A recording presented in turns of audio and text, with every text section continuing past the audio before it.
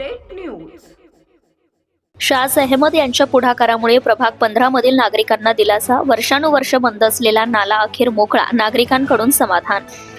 प्रभाग क्रमांक 15 मधील टोरली आणि मकवाणी लेआउटमध्ये राहणाऱ्या नागरिकांची अनेक वर्षांची मागणी अखेर पूर्ण झाली आहे. येथील 2 वसाहतींना जोडणारा मुख्य नाला अनेक वर्षांपासून पूर्णपणे बंद पडल्याने पावसाळ्यात पाणी घरांमध्ये शिरणे, रस्त्यांवर चिखल जमा होणे आणि तीव्र दुर्गंधीमुळे नागरिकांना दैनंदिन जीवनात प्रचंड त्रास सहन करावा लागतोय. या गंभीर समस्येवर स्थानिक रहिवासी आणि सामाजिक कार्यकर्ते शाज अहमद यांनी त्वरित लक्ष दिले. त्यांच्या विशेष प्रयत्नामुळे आणि पाठपुराव्यामुळे या बंद पडलेल्या नाल्याची संपूर्ण सफाई आणि पाण्याचा योग्य निचरा, ड्रेनेज करण्याची प्रक्रिया युद्ध पातळीवर पूर्ण करण्यात आली आहे. या कामामुळे पावसाळ्यात पाणी तुंबण्याच्या समस्येतून परिसराची कायमची सुटका झाली आहे.